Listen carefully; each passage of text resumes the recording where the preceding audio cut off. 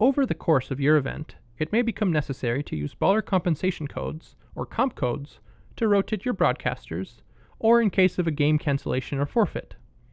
These are the guidelines for when and how to use them. To access the baller comp codes, you need to tap on your site lead link to open up your site lead start page, and scroll down to where it says baller comp codes. Tap the button to open up your event-specific list of comp codes. Use these codes to give your videographers a break. If all scheduled videographers show up to the venue, then we can use these comp codes to ensure that everyone has an opportunity to film. The site lead would then cycle the extra support videographers through the courts so that they can have a full slate of games. When a videographer sits out in a rotation, a comp code is used so that the videographer is still paid for the game they take off. This also has the added benefit of allowing videographers a mental break from following all the action, and helps them stay fresh when they go back to filming.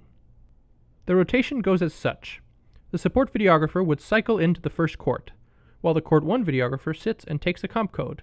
During the next set of games, the first videographer would go back to the first court with the support videographer cycling to the second court, and the cycle would continue as the shift goes on. If the support videographer has gone through all the slots in a shift twice, and there are still games to go, then it is the site lead's responsibility to thank the support person and dismiss them, as they will have fulfilled their responsibilities. However, this does not mean that baller comp codes will be available at every event. If not everyone shows up, then allowing everyone to have a baller comp code may not be possible. There may only be just enough people to cover all the courts at one time. In these cases, the site leads themselves can offer to take over the filming for a court to allow the videographer to take a break. However, this may not always be possible. In these cases, a comp code will only be used to compensate the videographer when a game has been canceled or forfeited. First and foremost, these codes are there to allow everyone to work when we have extra scheduled videographers. They have the additional benefit of helping videographers stay fresh to capture the action in the best possible way. They may also be used during game forfeits and cancellations that are out of our control.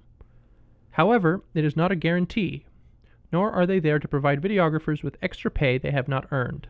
Because of this, these codes come with a few restrictions. First, each videographer is only allowed one comp code per shift. This is a hard limit designed to maintain the original purpose of these paid comp codes. If a videographer is working 2 shifts in a day, they are allowed to take 2 codes. And if the day is especially long and difficult, then they can even take 3 at the site lead's discretion. Second, if a videographer has worked their full shift and not taken a break, they cannot simply go to their site lead and ask for their comp codes to add on to the end of their shift. Nor can they decide to end the shift one game early by asking for a paid comp code for their last scheduled game.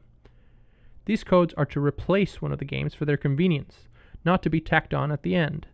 If the videographer has finished their shift without asking for a break, then there was no need for them to take that break, and they will not be paid for it. We hope these baller compensation codes will be an important tool to help you have the best possible experience at your event. Thank you for your attention. See you next time.